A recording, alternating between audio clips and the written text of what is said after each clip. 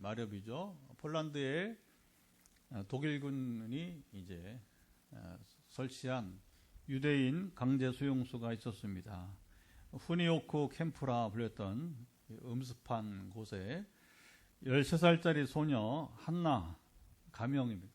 한나는 얼어붙은 바닥에 웅크린 채 밤을 맞이했습니다. 이미 부모는 가스실로 보내져서 세상을 떠나셨고, 그리고 6살짜리 어린 동생은 추위와 굶주림 속에서 결국에 숨을 거두었습니다. 그 밤은 너무 길고 너무 조용했습니다. 하나님조차 침묵하시는 것처럼 보였습니다. 한나는 품속에서 찢어진 종이 한 장을 이제 꺼냈습니다. 그 위에는 시편 23편 일부가 적혀 있었습니다. 여호와는 나의 목자시니 내가 부족함이 없으리로다. 하지만 이 말씀이 소녀의 마음에 전혀 와닿지 않았습니다. 한나에게 목자도 평안도 생명도 그 어느 것도 없었기 때문에 그렇습니다. 그때 한나는 낮은 숨결로 오늘 시편 88편을 암송하며 읽기 시작했습니다. 유대인들이 지금처럼 성경이 여러분 이렇게 쉽게 구할 수 있는 데가 아니니까, 이스라엘이 오랜 전통이 가운데 하나가 성경을 암송하는 거예요. 성경 암송하는 거예요. 우리야 지금 이렇게 암송 또 이제 카드도 있어. 카드 66구절 한때 우리가 제자 훈련하면서 했던 이제 66구절도 있고. 하지만 옛날에 성경이 어디 있어요? 그러니까 도리가 없잖아요. 그러니까 이스라엘이 최대한 말씀을 암송하는 게 이스라엘 문화예요. 그러니까 암기 연습을 잘해서 그런지 유대인들이 공부를 잘합니다. 그랬던 것 같아요. 제가 보기에는 유대인들이 특별히 다른 민족보다 이렇게 뛰어나서가 아니라 어릴 때부터 성경을 암송시키니까 외우는 데는 아주 도 같은 거예요. 암송, 이렇게 암기하는 데는 아주 도 같은. 그러니까 암기를 잘하면 공부하는 데 쉽죠, 그렇죠? 지금이야 그 역할을 외우고 이런 걸 컴퓨터가 다 해버리니까 사람들이 잘 안 하려고 그래요. 요즘은 계산도 시원치 않고 이게 요즘 전화기가 그렇잖아요. 컴퓨터고 여기 계산기 다 있으니까 저도 이제 그냥 늘 이렇게 계산기로 하다 보니까 암산이 이상해요. 잘 안 돼요. 옛날만큼 희한하게 되는 모습을 볼 수 있습니다. 1절 한나가 이제 성경을 읽기 시작합니다. 1절 한번 읽어볼까요? 어떻게 시작하는지. 여호와 내 구원의 하나님이여 내가 주야로 주 앞에서 부르짖었사오니. 어둠이 한나의 담요였고 침묵이 바로 그의 친구였습니다. 그 절망의 순간에도 한나는 기도를 멈추지 않았어요. 수년 후 한나가 기적적으로 생존하고 그때 살아난 생존자들이 인터뷰를 많이 했습니다.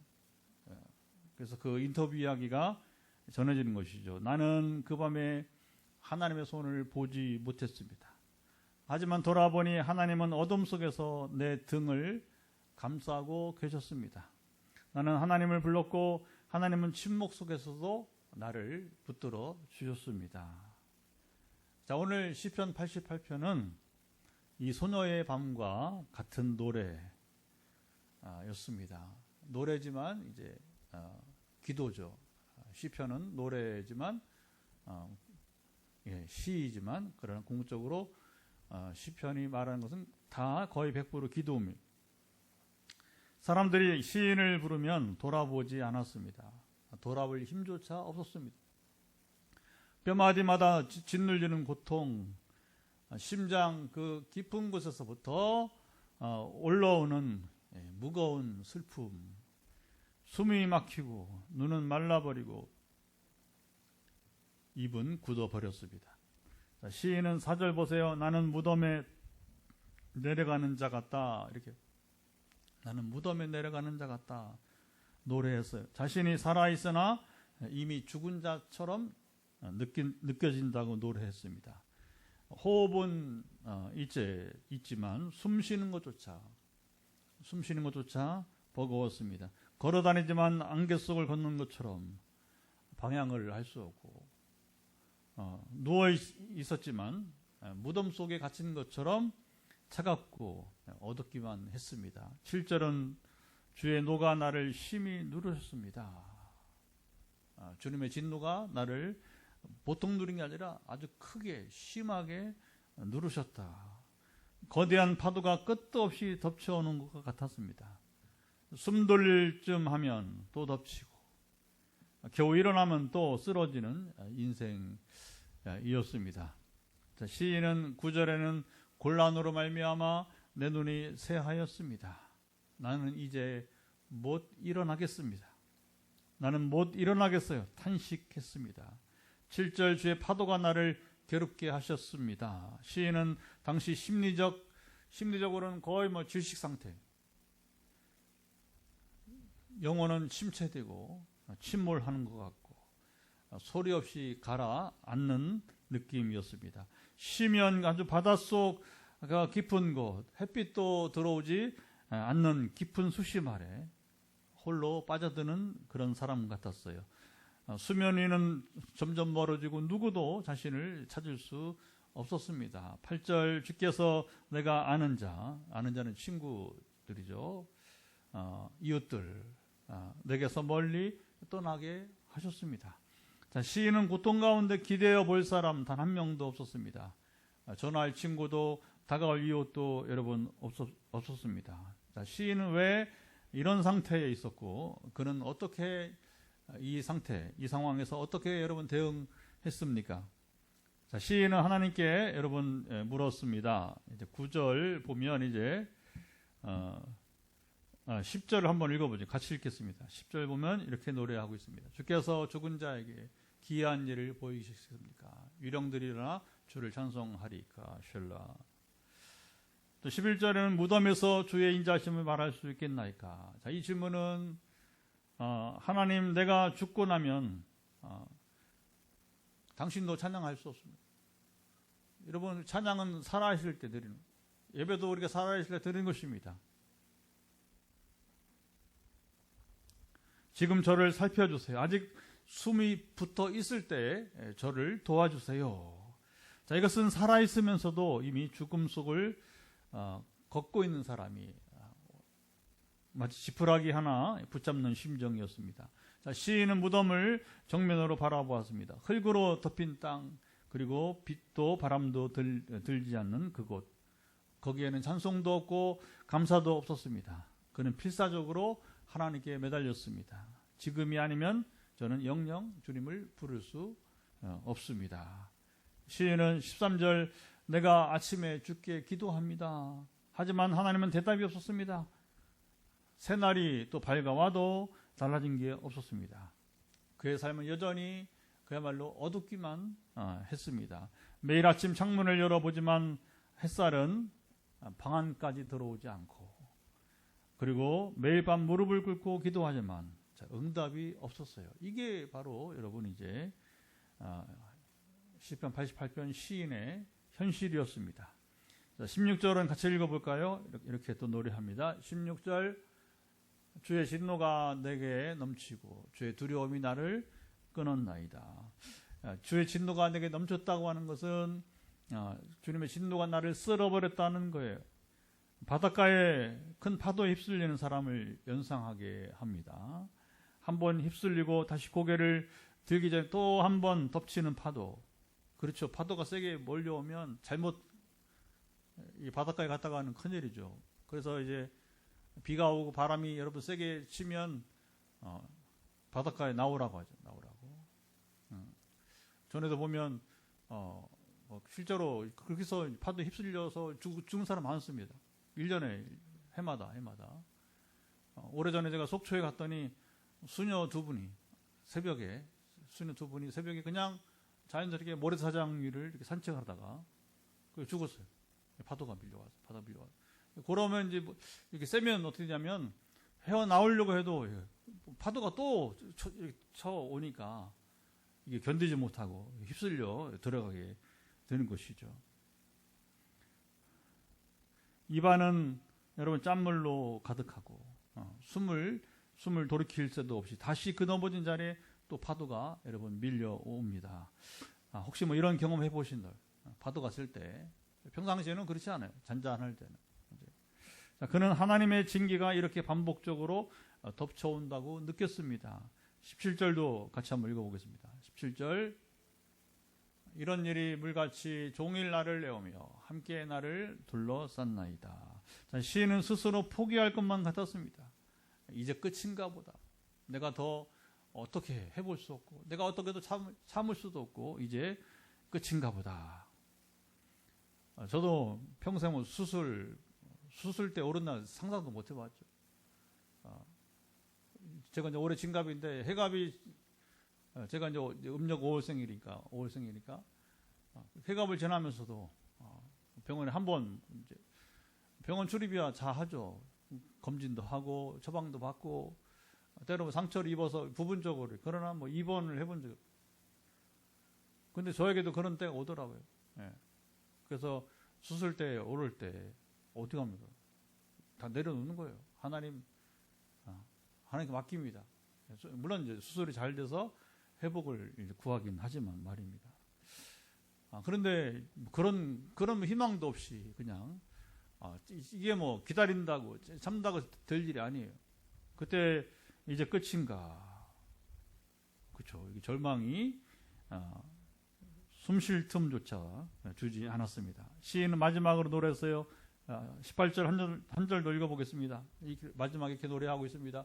주는 내게서 사랑하는 자와 친구를 멀리 떠나게 하시며 내가 아는 자를 흑암에 두셨나이다.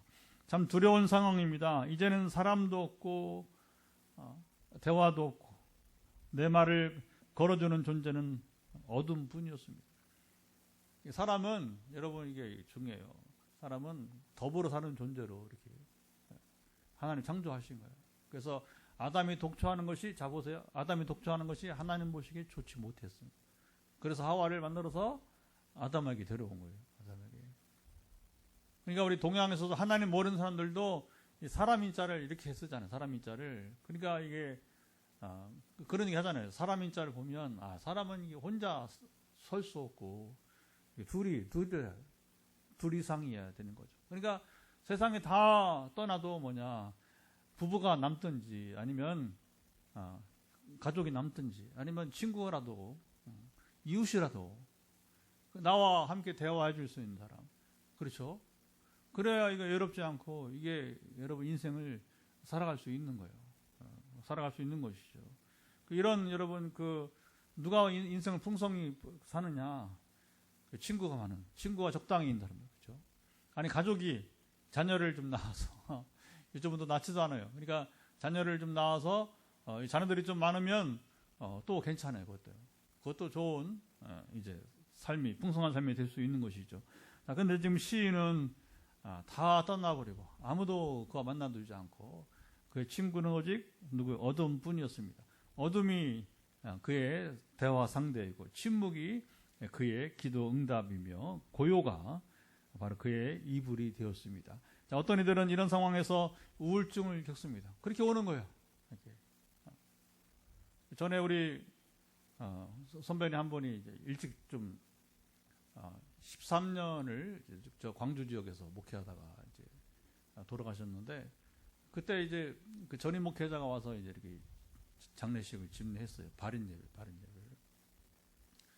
예. 본인이 이제 떠나면서 그 선배를 소개를 했기 때문에, 예. 신학교 총장도 두 군데서 했던 그 유명한 우리 문 목사님이라고 있는데, 근데 그 목사님이 와서 이제 너무 자기가 사랑하는 후배고 또 이제 그러니까 너무 안타까우니까 할 말을 하더라고요. 그 중에 무슨 얘기를 하냐면, 아이고 이 목사님, 백 목사님이 말이에요. 그 목회자도 살아가면서 이렇게 소그룹이 있어서 좀 쌓인 것을 좀 풀고 이렇게 살아야 되는데 도무지 뭐 이제 그러진 않고 혼자 삭히고 사모님하고 그냥 기도만 하고 이렇게.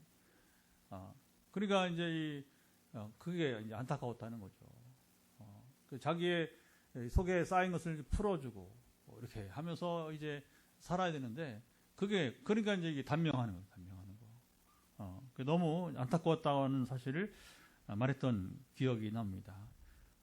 여러분, 우울증은 멀리서 오는 게 아닙니다. 이렇게 찾아오는 거예요. 다 잃고 아무도 곁에 없고 자신이 어디 있는지조차 모를 정도로 무너질 때인 것입니다. 그 어둠이 바로 시편 기자가 고백하는 나의 친구라고 하는 거예요. 어둠과만 대화하는 상황입니다. 기도를 해도 아무 일도 바뀌지 않고 사람들 속에 있어도 고독하고 하나님조차 멀게 느껴지는 그 시간인 것입니다. 그 시인은 그 상황에서도 나의 하나님, 여기 중요합니다. 성경에 들어와 있는 이유가 있겠죠. 여기에 이것이 시편에 들어와 있는 이유가 있겠죠. 그것은 바로 한 가지입니다. 나의 하나님을 불렀어요. 그 어둠 속에조차 기도를 그는 멈추지 않았던 것입니다. 시인이 아무런 소망도 없었던 상황에서도 하나님의 이름을 부르며 오늘 노래를 남겨준 의미가 여러분 무엇일까요? 절망적인 노래를 부르던 시인의 상황은 몇 가지 우리가 추정해 볼 수 있습니다.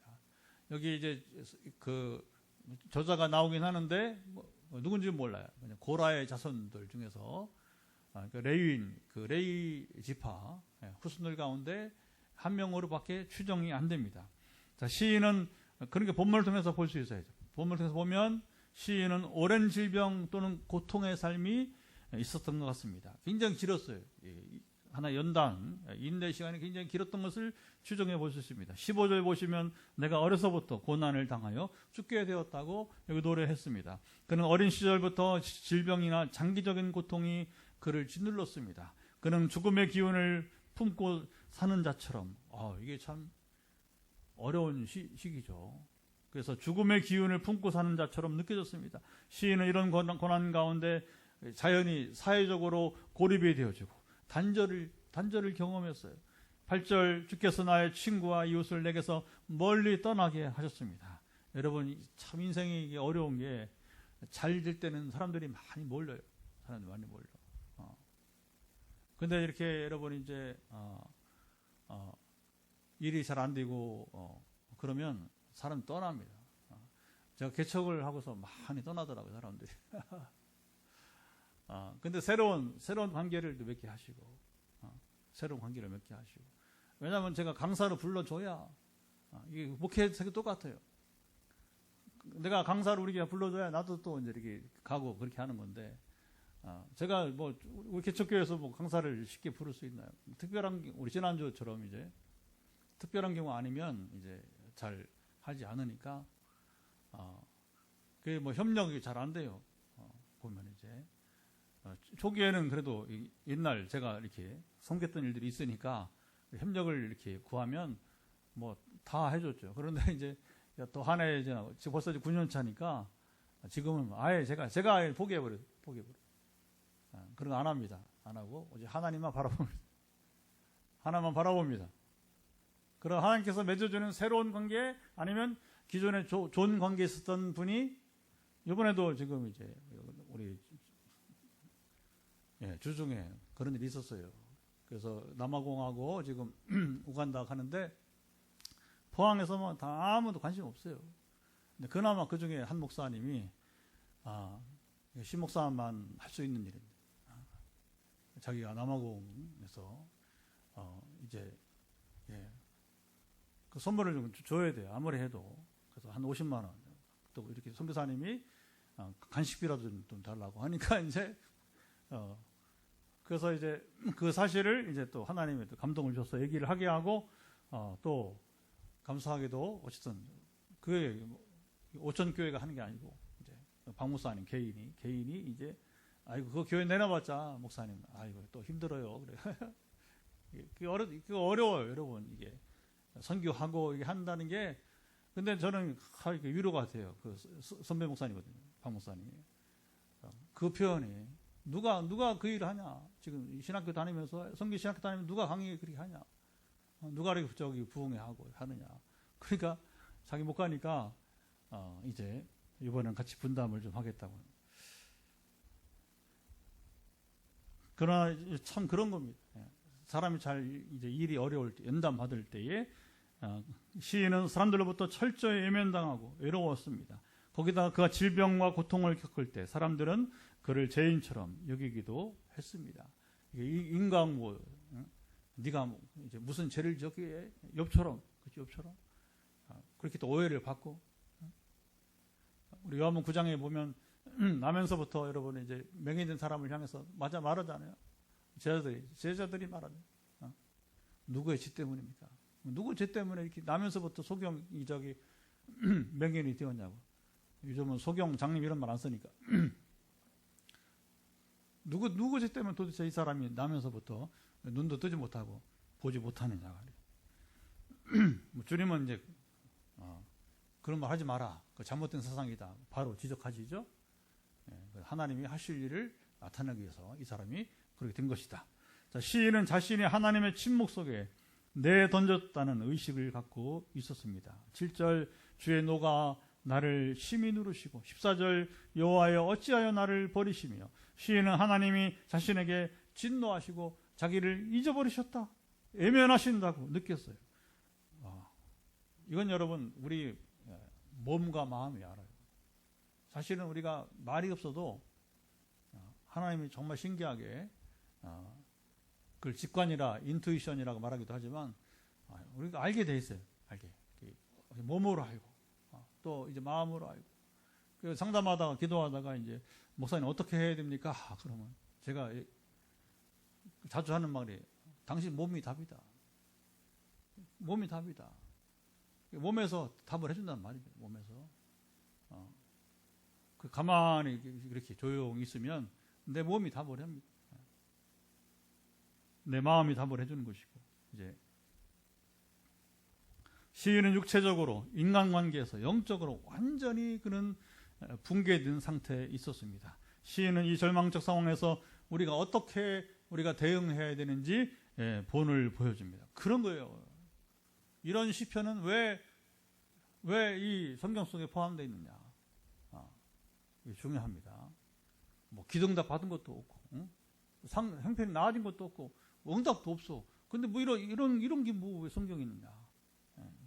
그렇지 않다는 겁니다. 이런 상황이 있을 때에 우리가 어떻게 대응해야 하는지 본을 보여준다는 거죠. 그래서 성경에 들어가는 거죠. 그는 기도를 멈추지 않았습니다. 1절 다시 한번 보세요. 여호와여 나의 구원의 하나님이여 내가 주야로 주 앞에서 부르짖었사오니. 자, 13절을 함께 읽어보면 13절은 함께 읽어보면 13절 여호와여 오직 내가 주께 부르짖었사오니 아침에 나의 기도가 주의 앞에 이르리이다.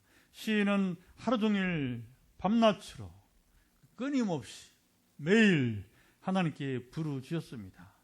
하나님께서 대답이 없어도 상황이 나아지지 않아도 그는 하나님을 붙들었습니다. 시인은 자신의 감정과 상태를 숨기지 않고 그대로 토했습니다. 그는 사람들이 꺼리는 언어들을 그대로 사용했어요. 여러분 하나님 앞에는요 우리가 뭐 정제된 언어 그런 거 상관없어요. 괜찮아요. 사람은 내가 막 그렇게 정제되지 않는 언어를 말하면 막 상처를 받고 대화가 안 돼요. 오히려 그냥 소통이 끊어진 경우. 하나님 그렇지 않아요. 왜냐하면 우리 아버지시니까. 여러분 그런 겁니다. 남의 자식이 내 앞에서 뭐 이상한 짓 하면 그거 뭐 못 봐주죠. 그러나 내 아들, 내 딸이라면 상황이 다르요. 그리고 왜 또 힘든 상황에서 여러분 막 이렇게 평소에 잘 안 쓰는 말을 써버리면 이게 아비는 여러분 긴장하는 거예요. 두렵고 떨림으로 긴장하는 거죠. 하나님이 이런 인격이 있는 분이에요. 우리가 막 안절부절 못하면서 말도 안 되는 소리를 뭐 여러분 막 그렇게 해댈 때에 뭐 나는 죽은 자와 같고 뭐 무덤에 있는 자와 같고 이게 평상시 안 쓰는 말이잖아요. 어둠이 나의 친구라. 하나님은 여러분 이걸 이해하시고 들으시고 이게 중요한 거죠. 하나님은 여러분 들으십니다. 여러분 어떤 소리를 내도 상관없습니다. 우리가 이제 공기도 대표기도 이런 거 그러면 여러분 우리가 가정 예배 때 이런 기도들은 우리가 그렇죠. 정제된 준비된 언어들이잖아요. 그러나 개인 기도는 골방 기도는 개인 기도 하나님만 들으시는 기도 내 마음의 묵상 그때는 상관없어요. 여러분 이 마음을 토하시 바랍니다. 자신이 하나님 앞에서 진실하다는 의미입니다. 하나님 이렇게 부르짖는 여러분 신실한 탄식을 외면하지 않으십니다. 시인이 아무런 소망 없었던 상황에서도 하나님을 부르며 오늘 시편을 여러분 남겨준 것은 절망 중에도 기도를 멈추지 않는 신앙인의 본을 여러분 보여주고 있습니다. 오늘 시편의 노래는 성경에서 가장 어두운 것입니다. 회복의 메시지도 없고 감사도 없고 끝마저도 어둠으로 덮여 있습니다. 보통 여러분 시편 보면 그렇죠. 아무리 뭐 탄식 노래를 하더라도 하나님이 응답하실 것을 이렇게 기대하면서 미리 감사하는. 어떤 분들은 막 미리 막 감사하는 분도 있고. 그래서 미리 하나님 주실 줄 믿고 그 도전이 될 수 있는 거죠. 그 개인만이 아닌 거니까. 또 공개하면 개인만이 아닌 거죠. 근데 이제 목회자니까 제가 저한테만 이렇게 살짝 얘기하면서 이제 하나님이 주실 줄 믿고 이렇게 미리 감사하고. 근데 오늘 이 시편에는 그런 거 없어요. 그런 도전도 없어요. 그저 마지막까지 얼마나 분위기가 어두운지 모릅니다. 저도 처음에 그냥 읽을 때는 이 시편을 많이 여러 번 읽지만 설교를 해야 되니까 여러분 나눠야 되니까 도대체 이게 뭔 내용이야? 이거 어떻게 설교를 해야 되지? 그러나 읽고 연구하고 또 묵상해 보니까 와 이게 상당히 가치가 있는 노래임을 공감할 수 있게 되었습니다. 이 시편이 하나님의 말씀 속에 여러분 담겼다는 것 이게 놀라운 거예요. 놀라운 거예요. 이 노래는 믿음이란 여러분 응답을 받는 것이 아니라 응답이 없어도 하나님을 부르는 것이 믿음입니다. 우리 한국교회가 이제 지금 어려운 게 왜 어려운지 아세요? 너무 실적, 성공, 눈에 보이는 거. 그리고 우리가 여러분 이제 하나님 나라가 아니라 이 땅의 가치관을 가지고 신앙생활을 하고 그리고 성도 교제라는 게 그냥 그렇게 이어지니까 그게 어려워. 그게 어려워.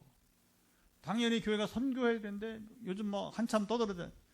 선교적 교회, 미셔널 처치, 뭐 미셔널 처치, 막 교회마다 막 지금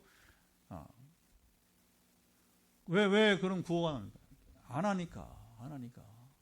그냥 세상 가치관에만 쌓여서 그냥 잘 먹고 여러분 잘 살고 그리고 그냥 교회 학교 뭐 숫자가 많고 뭐 이렇게 그래서 그냥 여기서 교회 안에서 다 소비하고 그러는 거지. 뭐 선교지, 뭐 선교 사역 뭐 이런 거 별로 관심이 없는 거예요. 관심이 없는 거. 그러니까 여러분 응답이 없는 실적이 없고 성공하지 못하고 그걸 무시하는. 그러니까 이게 타락한 교회가 되어버리는 거예요. 타락한 교회는 가치관에 타락했다는 가치관에. 그러니까 하나님 나라 가치관으로 살지 못하고요. 아주 그 세상 가치관에 찌들어가지고 그냥 그렇게 안타까운 모습이 있게 되는 것입니다. 그래서 오늘 이 시편의 위대함, 이 노래는 우리가 응답이 없어도 하나님을 부르는 것이 바로 믿음이다. 18절 주는 내게서 사랑하는 자와 친구를 멀리 떠나게 하십니다. 내가 아는 자를 흑암에 두셨나이다. 그럼에도 그는 나의 하나님이여. 이런 절망적 상황에서도 여러분 그가 나의 하나님이여 라고 노래했다는 이것이 참 믿음의 여러분 정점인 것입니다. 감정이 아니라 관계로 하나님을 여러분 붙드는 신앙입니다. 여러분 오늘 우리가 신앙의 성공이 뭔지 아세요? 내가 하나님과 관계를 놓치지 않는 것입니다. 하나님 안에 살아가는 것입니다.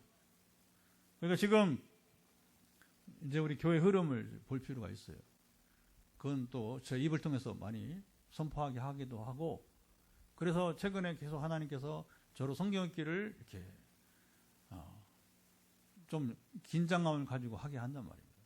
한 달 20일, 2달을 넘지 않게.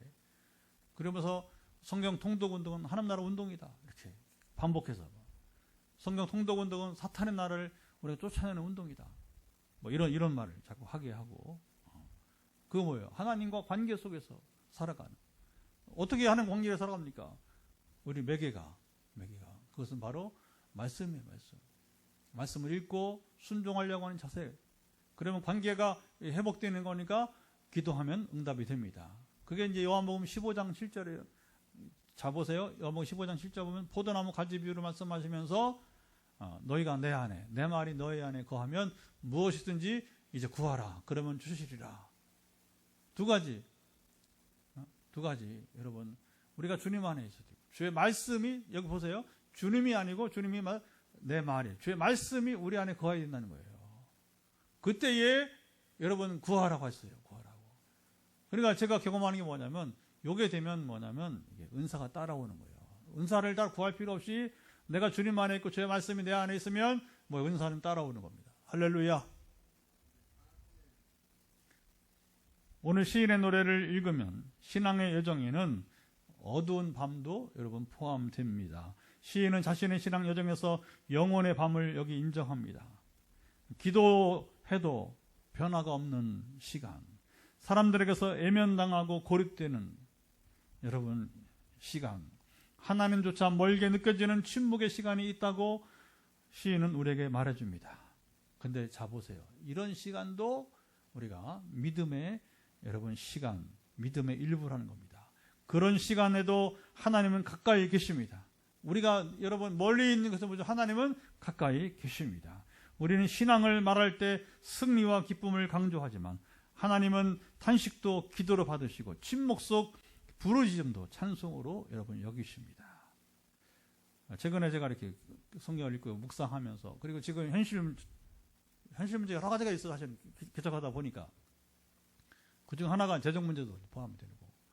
근데 이제 하나님의 감동이 뭐냐면, 이제 너 쉽게 받을래? 아니면 그 다음에 이미지가 확 환상이 떠오르는데, 자 보세요.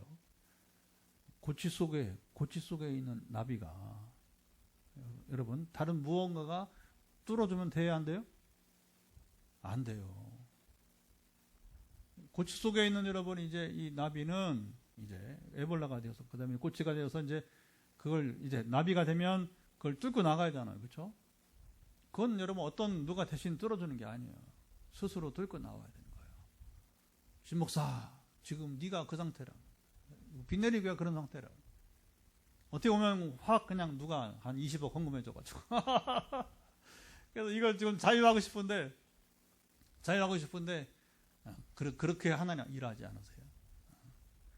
우리가 막 이제 그 나비가 여러분 스스로 또, 그러니까 그 과정이, 연단의 과정이 필요하다는 거예요. 우리가 쉽게 받으면 은혜를 여러분 가치를 모른다는 겁니다. 그러니까 그래도 우리 여기 경산 대명교회 신홍 목사님이 여기 4년 선배예요. 4년 선배인데, 신 목사 목회를 쉽게 하나. 거기도 개척해가 20년 넘었어요. 거기는 아예 뭐 그냥 부목사 안 하고 바로 개척을 해가지고 개척한 지 오래됐어요. 자기가 보기에는 비 내리기 너무너무 쉽게 한다는 거예요. 속도 모르고. 근데 그걸 모르는 게 아니고 아는데, 이게 교회가 이렇게 형성되기가 어렵다는 거예요. 어렵다는 거.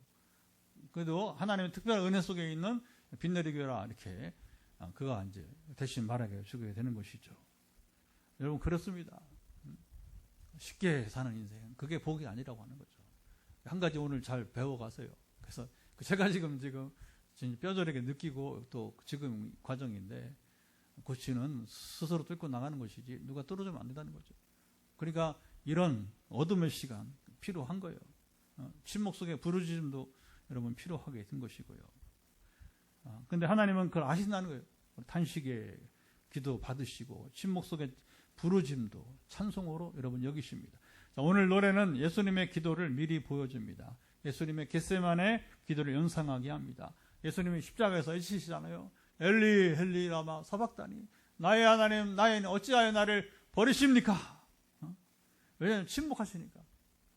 하나님의 아들이 십자가에서 그렇게 고통당하고 얼마나 힘들어요? 얼마나 힘들어요? 정말 죽을 맛이죠. 또 실제 죽으시고. 그런데 하나님은 침묵 여러분 하시고 계셨습니다. 주님은 하나님의 아들이시지만 버림받는 것 같은 어둠을 통과하셨고, 그곳에서 우리를 위한 구원의 길을 열어주었습니다. 여러분, 이건 십자가는 누가 대신할 수 없는, 내가 져야 되는 거예요. 주님의 십자가, 내가 질 나의 십자가가, 우리 빚내리기가 감당할 여러분 십자가 있는 것입니다. 오늘 시인의 노래는 우리가 아무 말도 들리지 않을 때조차 하나님이 우리를, 여러분 잘 들으세요, 절대 손을 여러분 놓지 않으신다는 메시지를 전해주는 것입니다. 이 노래는 우리 모두를 위한 것입니다. 누군가 내가 기도할 수 없을 때 성경이 내 대신 기도해 준다. 이렇게 여러분 말했습니다. 여러분 기도가 안 될 때는 시편을 읽으세요. 그러면 내가 읽는 이 소리가 나의 기도 소리가 될 수 있는 것입니다. 우리가 너무 지쳐 기도조차 못할 때에 오늘 시인의 노래는 우리 영혼이 대신 부를 수 있는 것입니다. 너무 어두워서 하나님을 못 보겠다. 괜찮아. 그래도 부르짖으면 하나님은 여러분 침묵할지 몰라도 떠난 것은 아니야. 다시 한번 이게 중요합니다. 너무 어두워서 하나님을 못 보겠다. 이렇게 우리가 불평할 때에 그는 여러분 하나님은 그래도 괜찮아 하신다는 겁니다. 그래도 부르짖으렴 우리에게 여러분 권하시는 거. 오늘 시편이 그걸 우리에게 가르쳐 주는 것입니다. 하나님은 침묵할지 몰라도 떠난 건 아니야. 하나님 결코 떠나지 않으십니다. 왜 나를 그렇게 인내하게 하고 왜 힘들게 하느냐? 힘든 것을 그냥 보게 하시느냐? 예수님도 그렇게 했단 말이에요. 십자가 지실 때. 그리고 이런 종교인들이 막 박해할 때, 막 여러분이 모해하고 할 때, 그때 여러분 이런 거 뭐냐면 우리가 스스로 담당해야 되는 거예요. 다시 1절을 봅니다. 반복합니다. 1절 여호와여 나의 구원의 하나님이여 내가 주야로 주 앞에 부르짖사오니. 이 노래에는 시편 88편에는 복음의 본질이 담겨 있습니다. 시인은 모든 것이 무너진 상황 속에서도 여기 잡았어요. 하나님을 나의 하나님. 여러분 이게 아무것도 아닌 게 아니란 말입니다. 지금 시인의 이런 형편 속에서도 시인은 나의 하나님 이렇게 불렀어요. 그는 여전히 그분 앞에 여러분 부르짖었습니다. 여러분 이것이 복음입니다. 하나님은 구원의 하나님이시며 우리가 절망 속에서도 그분을 부를 수 있고 하나님은 우리의 탄식을 외면하지 않으십니다. 시인은 여호와를 불렀습니다. 여러분 여호와는 하나님의 이름 가운데 구약 시대에 특별히 언약 관계에서 사용하던 하나님의 이름입니다. 아브라함 때에 그리고 이제 모세 때에 아브라함 계약, 시내산 계약, 그게 모세 계약이죠. 시내산 계약이. 그러니까 여러분 여호와라고 하는 이름은 바로 이제 언약적 관계에서 하나님을 바라보았던 것입니다. 아브라함처럼 모세처럼 그는 하나님을 멀리하거나 저버리지도 않았습니다. 나의 구원의 하나님이요. 나의 하나님인데 나의 구원의 하나님이요. 시작. 나의 구원의 하나님이요. 노래했습니다. 시인은 아직 구원을 체험하지 못했지만 아직 응답을 받지 못했단 말입니다. 하나님이 어떤 분이신지를 믿고 그는 불렀습니다. 내가 주야로 부르짖사오니. 시인의 기도는 매일 날마다 여러분 끊어지지 않았어요. 언제까지? 응답받을 때까지. 우리는 이 조지 뮬러를 배워요. 조지 뮬러. 조지 뮬러의 많은 5만 번의 응답 기도는 비결이 뭐냐? 한 가지, 응답받을 때까지 하는 거예요. 어떤 기도는 그냥 당일날 되고, 어떤 기도는 뭐 몇 개월 걸리고, 어떤 건 뭐 1년 걸리고, 어떤 건 수년 걸리고, 어떤 건 수십 년 걸리고, 어떤 건 심지어 조지 뮬러가 죽은 다음에 응답받고. 뭐가 이렇게 오래 걸려요? 전도가 제일 어려워요. 그래서 전도는 그럴 수 있는 거죠. 우리 죽은 다음에라도 여러분 이제 우리는 열심히 복음을 전하면 여러분 모릅니다. 우리가 죽은 다음에 더 많이 믿을 수도 있는 거예요. 아멘. 우리가 죽은 다음에 더 많이 믿을 수도 있는 거예요. 그러니까 우리가 어떻게 잘 살아가야지 잘 살아.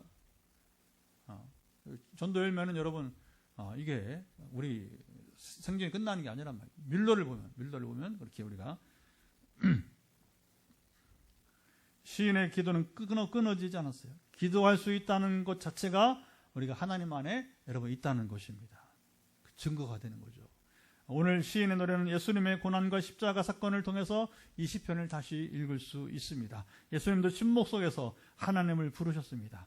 나의 하나님 어찌하여 나를 버리시나이까. 주님의 부르짖음은 시편 88편의 탄식을 완성하며 중요하죠. 십자가 끝이 아니고 그리고 절망 끝에 부활의 길을 열어주셨던 것입니다. 시편 88편은 끝이 어둠으로 마무리되는 노래입니다. 뭐냐? 아직 응답이 없단 말입니다. 그러니까 감사도 없고 찬양도 없어요. 그 어둠 속에서도 시인은 하나님을 나의 구원의 하나님이라 부릅니다. 믿음은 응답이 아니라 여러분 부르짖음입니다. 믿음은 뭐냐? 지금도 내가 하나님을 기다리고, 이게 중요한 거예요. 하나님을 기다리고, 그렇죠. 응답을 기다리는 거예요. 응답을. 하나님의 뜻대로, 하나님 뜻 가운데 반드시 이끌어 주실 것이다. 그렇게, 그게 바로 믿음이라고 하는 겁니다. 신앙은 문제 해결이 아니라 하나님과의 관계 끈을 놓지 않는 것입니다. 여러분, 응답은 말했잖아요. 우리가 죽은 다음에도 응답이 수없이 있을 수 있다는 거예요. 그 응답은 여러분 다양해요. 다양한 거예요. 너무 응답에 집착하지 말고 하나님 관계에 우리가 집중합시다. 하나님 우리의 가장 깊은 절망 속에서도 부를 수 있는 이름이에요. 예수님도 십자가 위에서 이 시인처럼 부르짖었습니다. 그 부르짖음이 바로 부활의 소망으로 이어졌습니다. 시편 88편은 끝이 아니라 기다림의 노래이기도 합니다. 침묵 속에서 함께 계시는 하나님을 증언하는 노래입니다. 사랑하는 여러분, 지금 기도해도 아무 일도 일어나지 않거나 바뀌지 않는 시간을 여러분 지나가고 계십니까? 그럴 수 있어요. 목사님 요즘 응답이 있어야 신앙생활은 맛이 있지. 응답이 있어야 기도하죠. 그런 경우 여러분 있을 수 있는 겁니다. 사람들 속에 있어도 외롭고 하나님조차 여러분 멀게 느껴지는 그 어둠 속에 지금 여러분 계십니까? 그러나 기억하십시오. 내가 지금 하나님의 이름을 부를 수 있다는 것 자체가 이미 은혜 안에 있다는 증거인 것입니다. 우리가 하나님을 포기하지 않는 한, 하나님 붙들는 것을 여러분 놓지 않는 한, 이제 우리는 여러분 은혜 안에 있는 거예요. 아무것도 느껴지지 않아도, 응답이 없어도, 내가 드린 기도가 메아리처럼 돌아오기만 해도 하나님은 그 기도를 들으십니다. 그 어둠 너머에서 반드시 하나님은 응답하십니다. 우리의 믿음은 어떤 어둠 속에서도 하나님의 이름을 여러분 부릅니다.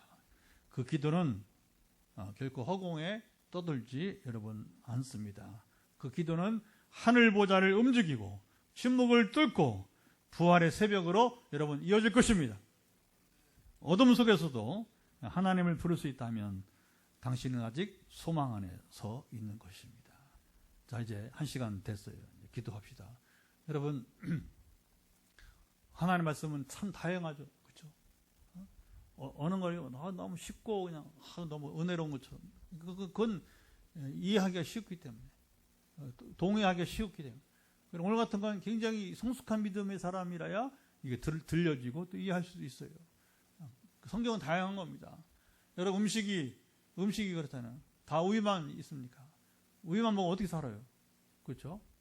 그러나 어떤 건 조금 이렇게 가볍게 씹고, 어떤 건 조금 이제 질겨서, 그러나 그거 질긴 것도 씹을 수 있어요. 그 다양하게 먹어야 건강한 거예요. 그래서 우리가 성경 읽을 때, 이건 괜찮다. 저건 좀 어렵네. 괜찮아요. 그리고 세월이 가고 우리 하나님 경험을 하면 그 다음에 읽을 때는 이게 또 전에는 막 질겼던 것이 부드럽게 또 다가올 수 있는 겁니다. 기도합니다. 하나님 아버지, 오늘은 정말 읽기도 어렵고 또 어떻게 보면 지금 주님 참 이해가 어렵고 꼭 이렇게 살아가야 되는지, 신앙이 이렇게 어려워야 되는지, 하지만 오늘 시편이 위로가 되게 하시고 시편이 기준이 되어서 우리가 하나님의 이름을 부를 수 있는 것, 그것이 믿음이고 우리가 그거 살아가는 것.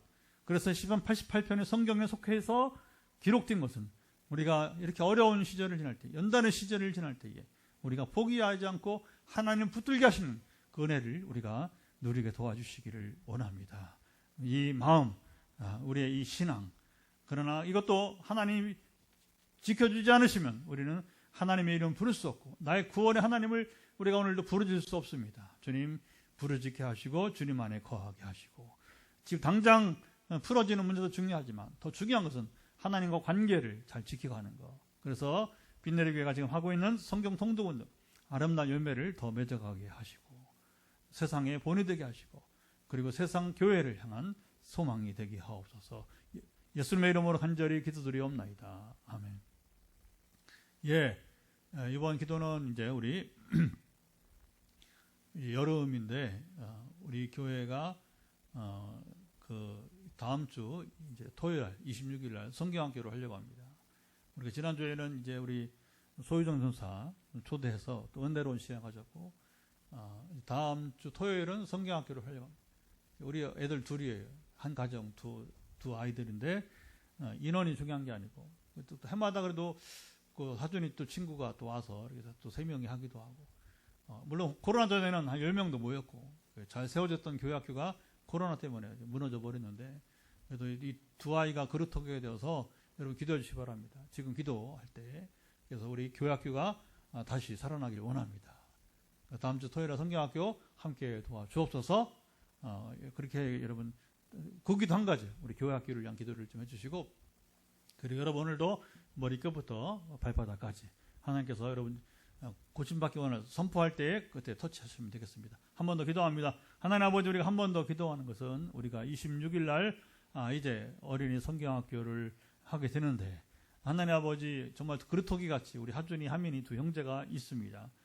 우리가 전에 코로나 전에는 그래도 한 10명까지 가서 우리 이제 교학기가 풍성하게 소망이 있었는데, 그런데 코로나 때문에 결국 불신자 가정은 다 이제 평일날은 와도 또 주일날은 보내지 않는 일이 생겨서 지금 이제 정말 무너진 재단을 수축하듯이 교학교를 붙으시고 함께 하실 것을 간절히 원합니다. 우리 지난주에 우리 소유정 전사 정화에서 은혜의 시간을 나누는데, 또 다음 주에는 성경학을 통해서 또 소망을 볼 수 있는 귀한 시간을 되게 하시고, 합심으로 기도할 때 들으시며 역사하시고, 이제 선포합니다. 여러분 머리끝부터 발바닥까지 여러분 연약한 부분에 터치하시고, 기도는 오래 걸리잖아요. 짧습니다. 선포할 때 아멘으로 화답하시고, 그리고 여러분 손을 지금 터치하고 있는 그 환부에 성령 임하셔서 고쳐주시기를 원합니다. 하나님, 지금 환부에 손을 얹고 있사오니 머리 끝부터 발바닥까지 주님 연약함은 회복되기를 예수 그리스도의 이름으로 명한다. 주님 아시죠? 각 신경, 조직, 뼈 문제 있는 부분마다 예수 그리스도 명한다. 이제 회복될지어다. 연약함은 회복될지어다. 머리의 종양부터 시작해서 발바닥에 튀는 일까지, 또 머리에 어떤 사람은 이 파킨슨의 근원 회복되기를 예수 그리스도 명한다. 아버지 아시지요? 주의 놀라운 역사하시며 선포할 때마다 암세포가 줄어가듯이 종양세포는 줄어가게 하셨고, 또 아버지 참으로 파킨슨의 근원도 점점 나아지게 하시고, 아버지 불면증 근원도 사라지게 하시고, 하나님 머리의 모든 관계, 뇌에 전에 오래전에 뇌를 다쳐서 우리 교회 두 분이 있는데 원합니다. 그 다친 결과로 지금까지 어려운 가운데 있는, 그러나 이제 우리 인성 형제가 1차 간증을 했지만 더 증진되어서 이제 그 뇌세포는 활성화되고, 그리고 언어신경은 풀어질 것을 선포한다. 그리고 하반신에 이르는 모든 균형 감각은 회복될지어다. 아버지 아시죠?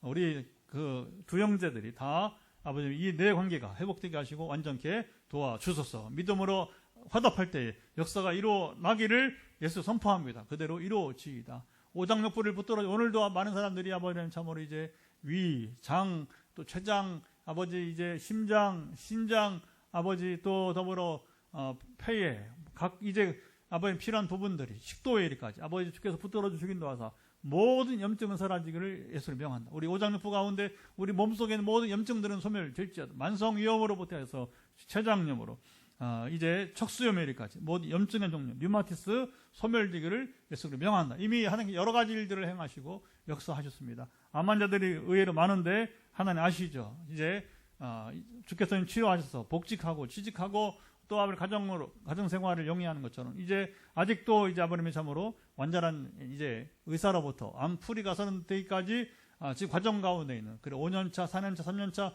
줄곧 있는데 하나님 아시는 건 있습니다. 다 근데 이제 암세포 영향은 사라질 것을 예수를 명한다. 그리고 모든 후유증은 특별히 항암이나 호르몬 문제로 인한 모든 이제 이 후유증은 사라지기를 예수를 선포한다. 우리 어머니들 아이들 키우면서 쌓인 모든 피로들 목부터 해서 어깨로 그리고 허리에 좌골이까지 이제 모든 피로는 사라지기를 예수 선포한다. 주님 응답하시며 함께 하시고, 많은 분들 의외로 눈에 문제들이 있습니다. 눈의 모든 문제는 부담감은 풀어질지어다. 특별히 건조증은 사라지기를 예수 그리스도로 명한다. 하나님 또 이제 치열 교정을 기도하는 분도 있고, 또 아버님의 이제 발가락도 움직이기를 원하는 분도 있고, 이렇게 각기 문제가 있는 분들, 심장과 혈관에 문제가 있는 분들 하나님 아시죠? 한 분 한 분 붙드시고 역사하시며 지켜주시고, 우리 특별히 김영모 집사님 우리가 계속 기도하고 있는데 좀 나아지기도 했습니다. 오늘도 전하기도 하겠지만 역사하사 지금 허리 주님 이제 시술 부위가 완전히 회복되어서 이 디스크의 근원이 회복되기를 예수 선포합니다. 또 우리 안전사님 특별히 이제 이 목부터 어깨, 허리에 세 군데가 큰 부담이 있는데 먼저 최근에 수술한 허리부터 완전한 회복이 따르기를 예수 선포합니다. 그렇게 해서 지금 수술이나 시술 후에 이제 고통 가운데 있는 분들 낫게 하시고 완전케 하옵소서. 이 밖에 모든 주님 아버님 질병이나 마음의 아픔이나 영적인 지금 아버님의 참으로 전쟁들 잘 이겨나가게 도와주시고 현장의 기도 전화기를 통해서 주님의 응답의 역사하심이 함께 하실 것을 기대하며 이제는 우리 주 예수 그리스도의 은혜와 아버지 하나님의 사랑하심과 성령의 교통하심이 오늘 금요기도 함께 말씀을 나누고 그리고 선포기도를 통해서 하나의 응답하심이 함께 하시기를 기대하는 현장과 가정에서 함께하는 모든 이들 가운데 영원토록 함께하옵시기를 간절히 축원하옵나이다. 아멘. 음악을